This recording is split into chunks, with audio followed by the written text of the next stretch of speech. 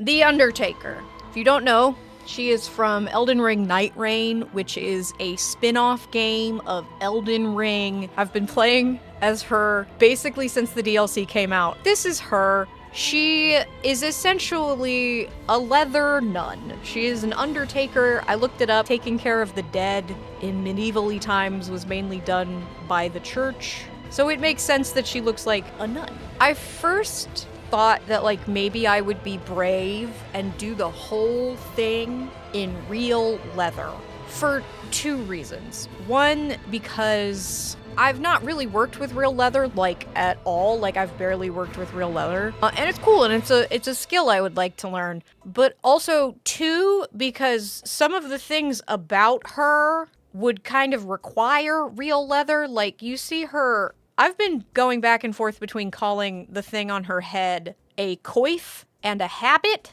Whatever, the black thing on her head doesn't have any fucking seams. Her cape also doesn't have any seams, which you could totally do, but the thing on her head realistically would be real leather because you can shape real leather. We'll get to it. Spoiler, I'm having a lot of trouble with that habit coif. After looking at how much it would cost to buy enough real leather, I was like, nope. And I bought faux leather, but I bought two different kinds of faux leathers, but I did still work with real leather because in my stash had these leather scraps for ages. And I was like, it's for her, it's time to use this. The big reason to use real leather is because no matter what you do, real leather is going to outlast faux leather. I did buy nice faux leather, but there's no telling on how long it will last, and real leather lasts a long time.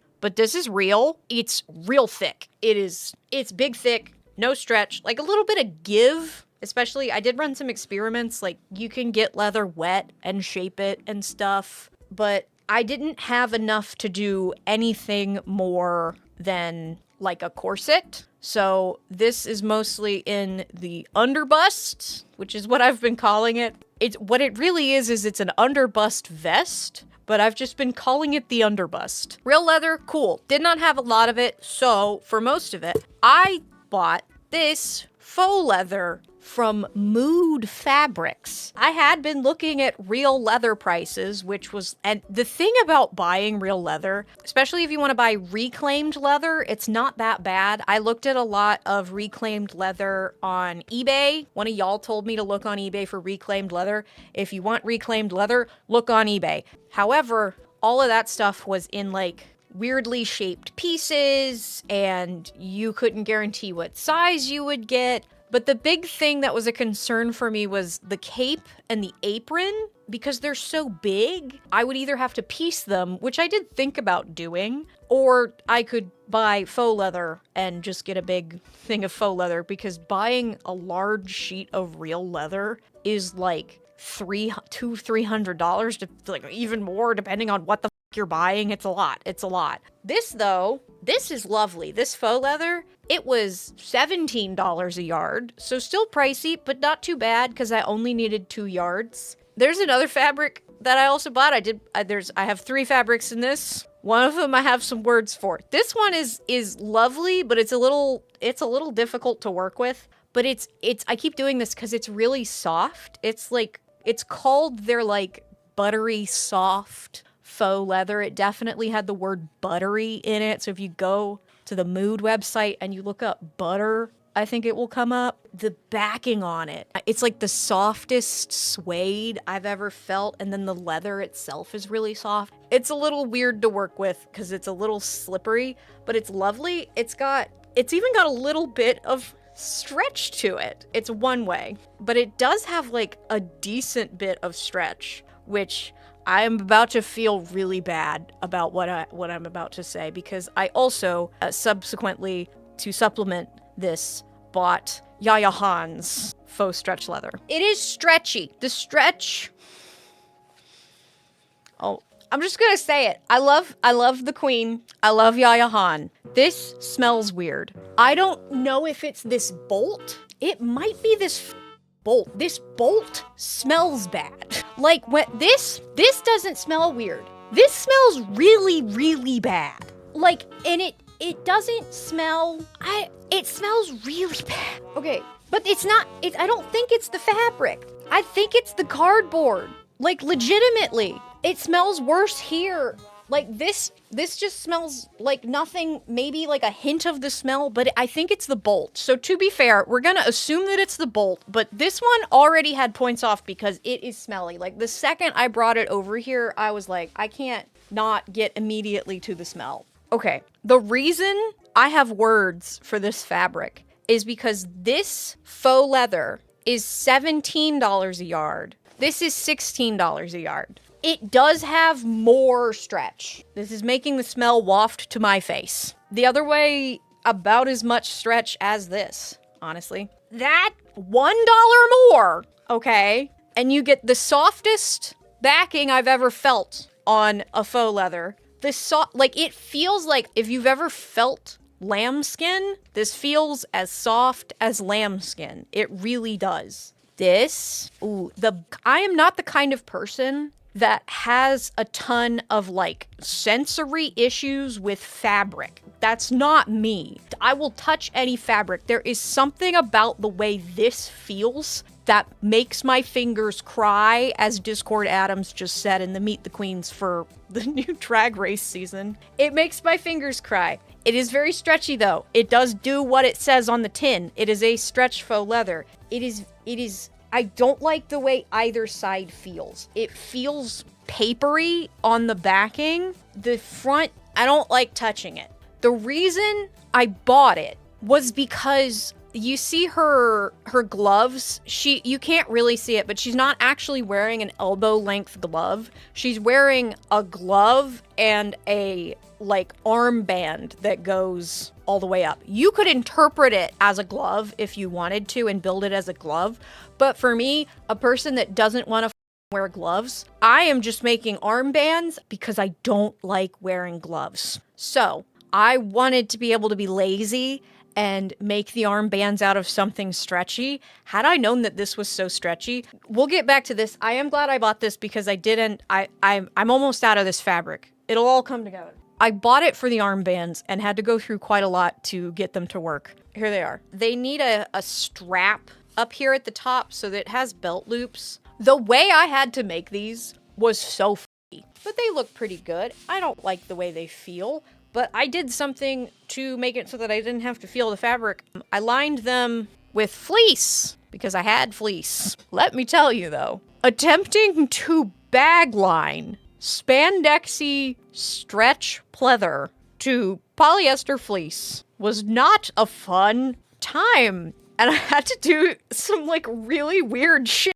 to get this to work in, like, a really lazy way, but it was kind of genius. So, first of all, this started as an accident. For some reason, my brain was like, these are getting flatlined together when they needed to be bag-lined. As you can see, the top bag-lining, meaning I put them right sides together and turned them inside out. So the top part and the bottom part are both bag-lined. But my stupid ass, like, had them on the table. I was like, oh, they're gonna be flatlined. So I took them over here. I got the basting spray and I basting sprayed them together flat. And they sat together really well. And I was like, yeah. And then I went, oh, those are supposed to be bag lined. I now have to take them apart, which is not hard. Basting spray is a temporary adhesive. It's right here. This one, I don't think I would have thought of using basting spray in this way, but it was genius to do it this way. I got them separated and then I tried to, like, bag line them and it just won't work. The stretched fabric is moving everywhere. It's not the same stretch as the fleece. They're a totally different kind of texture. They're not sticking together right. The other problem is with any kind of pleather and with real leather, you can't use pins. You can kind of use basting stitches, but you have to be very careful with them. But if you put a hole in any of these fabrics, the hole will be there forever because this is plastic. This is skin. Those holes are going to be there forever. You can't get rid of them. I feel so bad that this is the one I don't like. But I supported Yaya, so you know that's the important thing. This really, the use case for this is like bodysuits. This is, you need something to look like faux leather and you need to have it act like a stretch fabric, which is exactly what the use case for these are. I wanted something stretchy on my arms, so it is quite the right utility. It just, like, this doesn't smell. The bolt smells, okay? Yaya, if you ever happen to see this, I don't think Yaya will ever come across this, but Yaya, I love and respect what you have done for this community. Mood Fabrics put a smelly bolt on the fabric that they sent me that has your name on it. Mood Fabrics, this is your fault. Anyway, the way you're supposed to use basting spray, getting back to the point, the way you're supposed to use basting spray is to use it for like flat lining. I used it for bag lining. I couldn't fucking get them to sit on top of each other correctly so that I could just sew across the top of them and then flip this over. I wasn't even trying to do the sides. I'll tell you what I did to the sides. This is the shit. But I was just trying to do the top and bottom. I couldn't do it. I basting sprayed them together, like put the basting spray on the right side of the fabric, put the fleece on top of it, stuck them together, bag lined them, pulled them apart. Voila! Good job. Incredible. I can't believe I slept on this shit for so long. The use cases for this: to power your laziness. Ooh, this one is the label's ripped off, but it is the spray and bond basting adhesive. I bought this at Michael's. Washes away with soap and water. So I got the top and bottom bag line together. This, it has like a, you can't see it in any of the references photos, but it has like a fold over. This is not professional sewing, but this is, I wanted my armies to be comfy and not have something restrictive on them. And so what I did was I just folded over one of the sides, sewed it down with a zigzag stitch, and then, I don't even know if you can tell what is going on here, but one side got folded over. And then I took the seam allowance of the fold over, which you can see. This side is the seam allowance of the fold over. This is just the other side. I just closed it and sewed just the raw edges all together with the one side already being folded over. And then it gave me this. It certainly looks like a weird seam. It's certainly not like professional leather working, which is the thing I really didn't want to do. But it looks like how it's supposed to look. And it means that I don't have something tight and restrictive on my arm and that I can just pull up. Pretty smart. Pretty lazy. Very lazy. But they're done, besides their little thing. So this is the only thing I used the Yaya fabric for. Most everything else was this stuff, which was also difficult to sew with.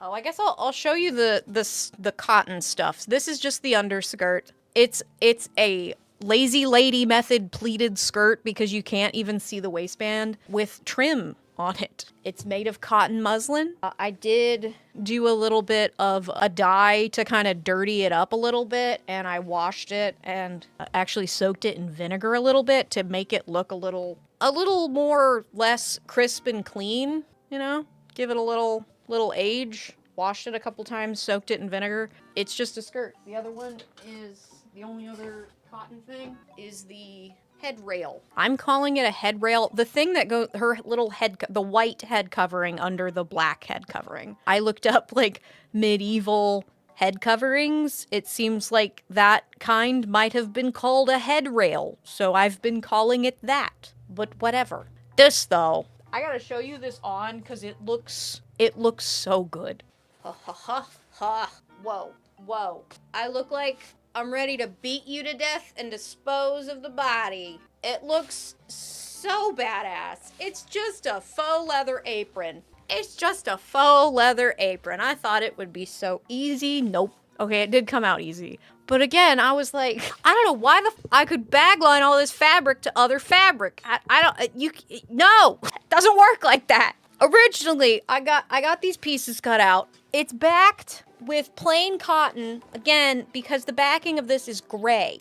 And so I couldn't just finish the edges. I was like, I have to cover this backing with black. And originally I thought I was gonna bagline it. That did not fucking work. I did not want to spray adhesive this really pretty stuff. So all I did was, the funny thing about this fabric is its backing is like kind of sticky. Like it kind of just grips stuff because it is suede.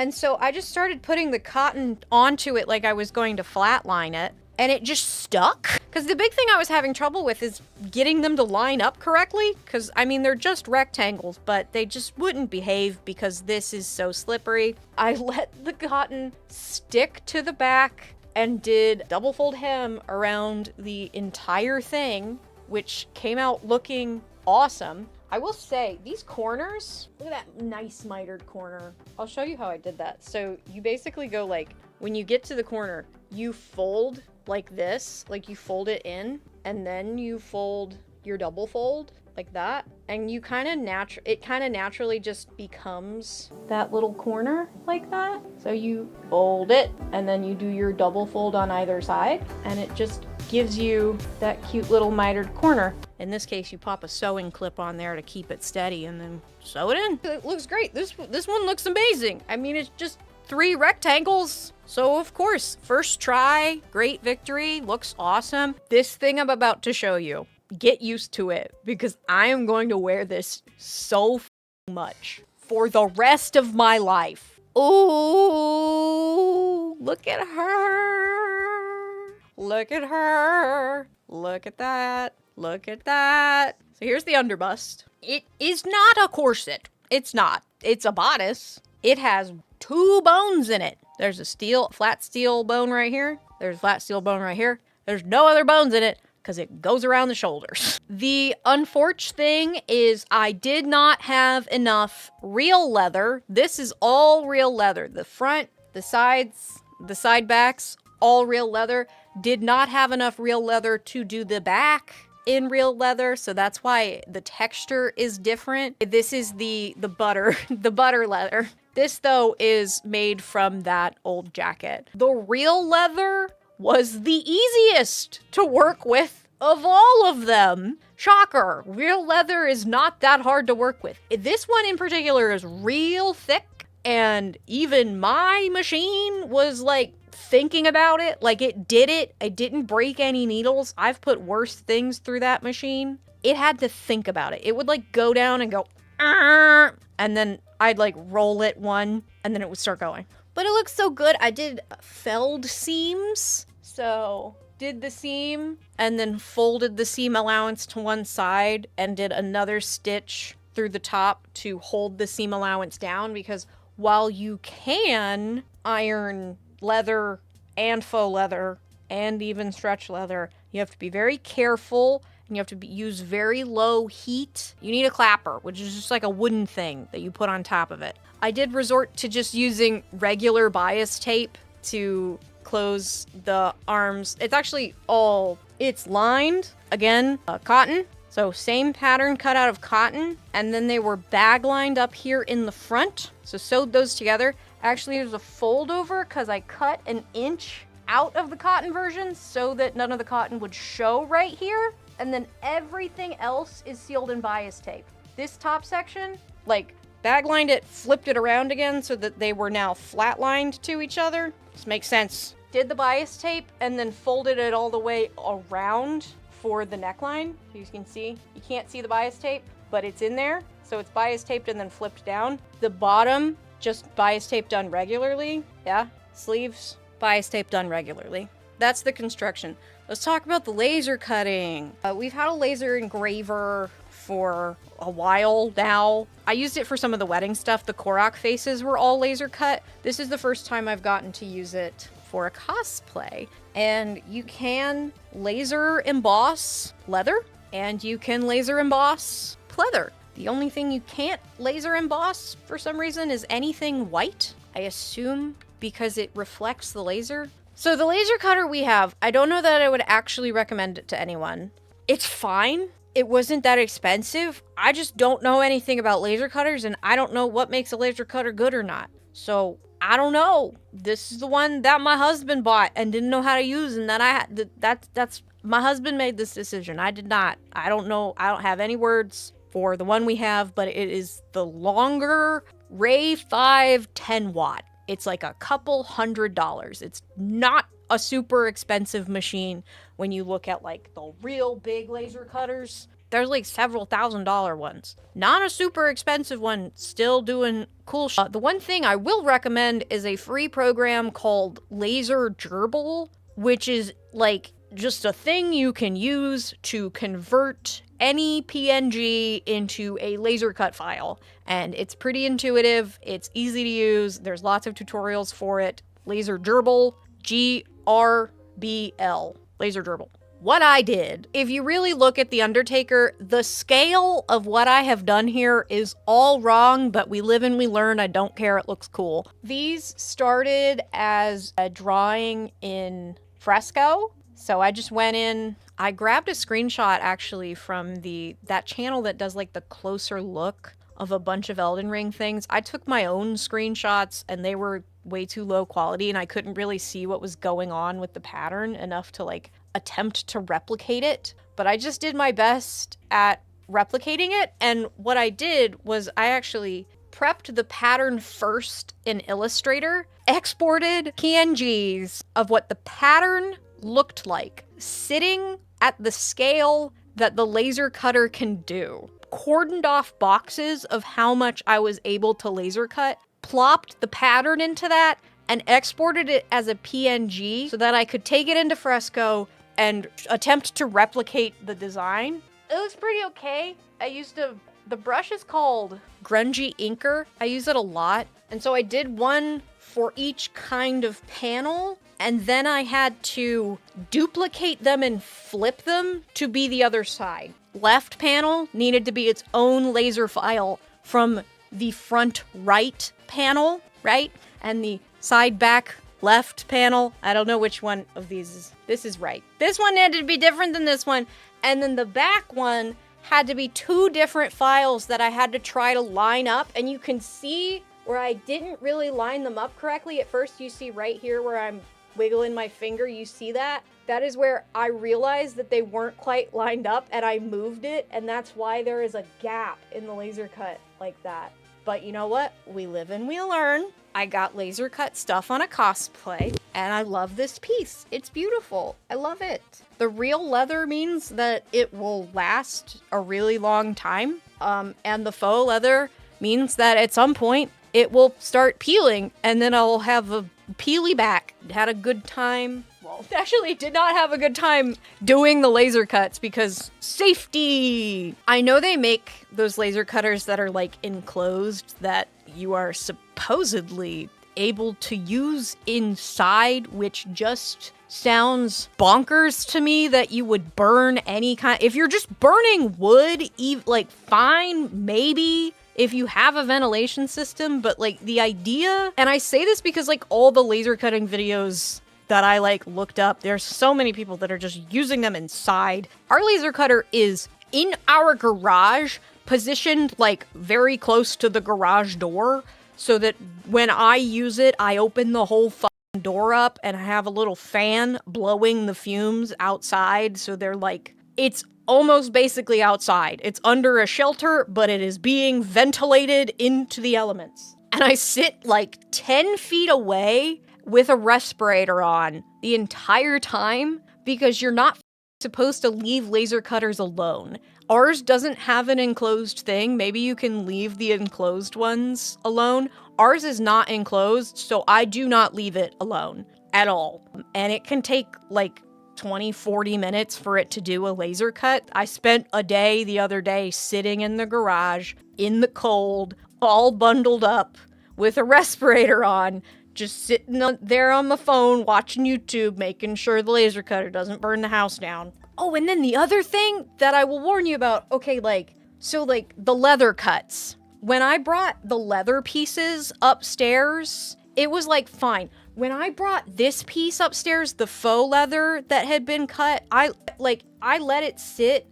for like a couple minutes after it was cut, and then I brought it upstairs, and then I came back into my room, and the whole room stank of freshly burned plastic. And I was like, that doesn't feel safe. So I got all the cats out of here and I left the window open and I ran a fan through the window and got the smell out. But learned lesson, when I did the second round of laser cuts, I left them in the garage overnight and now they don't smell. They're actually over here. Ooh, this is the back of the hood. But those are all the things that are done. Now I have to tell you about all the things that I have had problems with, which is the capelet, the coif habit thing, and the headrail. Here's the other laser cuts, just so you can see. This is the collar of the capelet, and this is the backside of the capelet.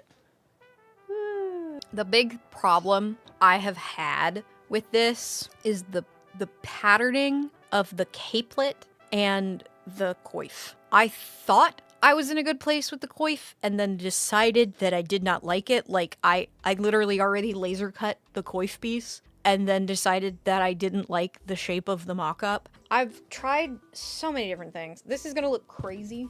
I don't know what is wrong with me. This one is too much to explain. This is probably a better representation of what's wrong. First of all, originally I didn't have this band in the front. I added this band to try and make it work better because, like, this shape is just, like, not right. It's like an inch too short. The problem, here's the big problem. I'm almost out of the nice fabric because I decided to change these patterns after I had cut the pieces out because I'm dumb. It doesn't look like hers, but more importantly, I don't feel cute in it, which is the subject of the next problem, the capelet. This is a problem that has not been solved yet. Say hello to my wedding tablecloths, by the way. They're already becoming great mock-up fabrics. Okay, the big problem I've been having is I think I just hate capelets. So this one is the first attempt. Obviously no collar or anything. I don't like this. This does not make me feel bonita. It makes me feel the opposite of bonita. It makes me feel like my shoulders are so big. I have pretty big wide shoulders, and I do not like it when things emphasize that. So for one, this one is a little too long, and then it's just like, the pattern is, it's not like a circle cape. I feel like circle capes exacerbate the problem. Like, she's got some shoulders. These are a sloped cape, so it's almost not quite a half circle in the back and not quite a quarter circle in the front, but then the seam of the shoulder is sloped. I thought that might help with the linebacker problem, but then I was staring at the Undertaker and I was like, no, bitch. What if you do it like a flutter sleeve? This is the new version, the V2. So it's a little shorter. Okay, you see? Instead of having the seam on the line of my shoulder, I've cut it like you would if you had a sleeve. So it's like, now it's like a flutter sleeve. It is like weirdly uneven. This is a mock-up. It's giving me a place where my shoulders end. Finding a cut of capelet that works for my shoulders. It's like, it's not accurate to the character, right? She does not have a seam right here, but my cosplay can have a seam right here. I feel like this is way more flattering, and that is an important thing, because if I hate the way a cosplay looks on me, it doesn't matter how much time I spend on it, I won't wear it. That's the moral of the story, really. If there is a thing about a character that you know you don't like wearing because it doesn't compliment you in the way that you like your body to be complimented, fucking change it, because you can. Jump scare! I am the Undertaker! Look at this! Wow! So today, I'm gonna tell y'all about chest up what has been done this week. This certainly came a long way, and I ended up completely repatterning it on Monday. I haven't been able to find all of my mock-ups for this, but trust me, there were like 10. This was kind of what I was trying to do to save the pattern. This back piece, you see how it's like it's flared at the bottom, and then it tapers up into this. I had already cut and laser cut this piece out of the leather, and I was running out of the leather. Because I had already cut it, I was like, okay, how do I rework this to not look stupid on my head? And so what I was trying to do, so like this and these sides are the original pattern. What I did to get this was I took my biggest wig head, actually. This is a 25-inch wig head. I do not have a 25-inch head. I bet this a long time ago,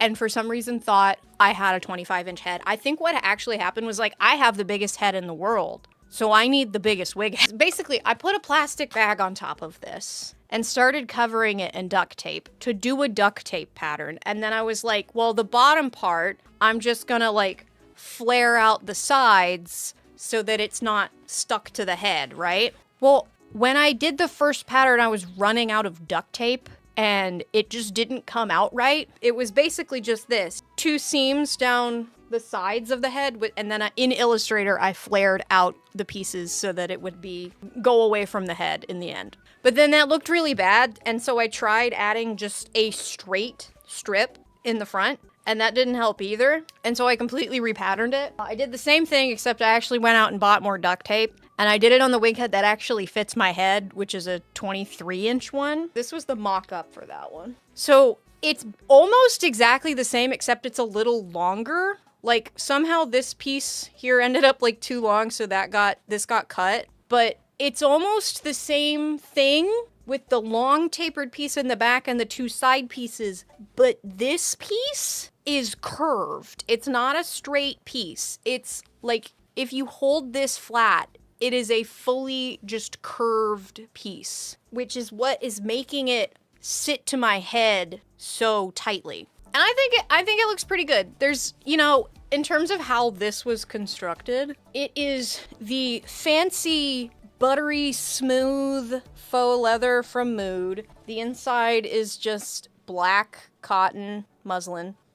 Obviously made the whole thing in the butter, made the whole thing in the cotton, and I only bag lined them in the front. I found I was having quite a bit of trouble sewing with the buttery fabric, and most of that reason comes from the fact that I still do not have a walking foot for that machine. Don't ask me why I haven't just bought a new walking foot. Joe broke my walking foot like 4 years ago, and I have not found, I tried to buy a cheap one to replace it, and it just was bad. I need to just buy a walking foot. My FOF has a built-in walking foot, so most of the stuff that was the leather, I just sewed on the FOF because it has a built-in walking foot. So it did this really beautifully. I had a lot of trouble with some of these pieces with trying to bag line the leather to the cotton. The FOF did it totally fine. But yeah, bag lined it in the front, turned that inside out, and then bias taped the bottom. So I put the bias tape on this side, flipped it all the way over, and sewed it onto the cotton side, which will be a running theme of how I did so many things for this. Oh, other thing I did, I made the straps for the glovies. They're literally just a good old tube of the butter, flipped inside out, top stitched it, and then I bought these buckles on WowWack. If you look, you can't really see in this reference image, but these buckles are way too big. She has like teeny tiny, like 1/2-inch buckles. This is like, I feel like this was supposed to be a 1-inch buckle. This is a buckle for a 1-inch strap. It's a large buckle. The dickie is so simple and so just like, I am a lazy bitch. It's literally a dickie. If you don't know, a dickie is a thing that's pretending to be a shirt, but it's not really a shirt because it's too afraid to be a shirt. Literally all I did was take like the back panel of a shirt pattern, cut out just this much of the back of the shirt pattern, cut out also that, like literally the back of it to also be the front of it, but then cut it at an angle and finished the edge with a double fold, and then serged this part and serged it and then put it on a little band, and then there's a elastic here, a button here, and it's a dickie, and it gets tucked in to this. The cape. The cap. Literally the same thing as the coif. It's the butter with also look how pretty my laser cutting looks. This came out real good. She does have I'm missing many details on this cosplay, but this cosplay is for me. This is not something I would compete in. It is a cosplay that I wanted because I like Night Rain, and I beat the Dreadlord with this character with my fiance not my fiance, with my husband. It's the butter and cotton, same thing.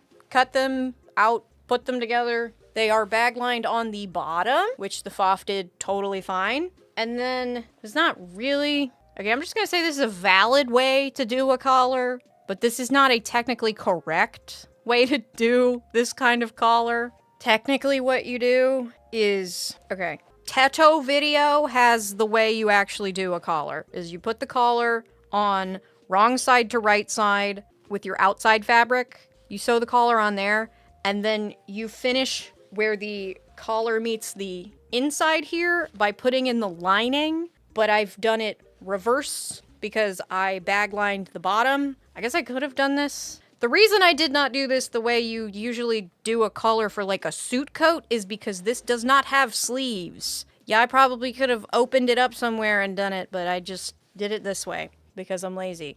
Bag lined. I put the collar wrong side to right side with the butter, sewed it to the butter by machine. However, before I did so, I sewed bias tape to the collar prior to putting it on the cape, because it's a nice way to cheat it. And then I flipped the bias tape down and hand sewed the bias tape to the lining. And so now you get nice clean, there's just bias tape there, woohoo! And it just closes with a hook and eye, but I'm very happy with it. It's very flattering. I have large shoulders. For a capelet to be flattering on me, I've done a good job. This is like, y'all know, I'm not a professional pattern maker. I have no formal training with pattern making. I have no formal fashion knowledge. I am a self-taught cosplayer who just makes shapes until they work, and I am very good with Adobe Illustrator, and I know how to make it do what I want. So my patterns are often like, they're full of imperfections, but they're full of imperfections of things that are just like the wibbly wobbly of sewing.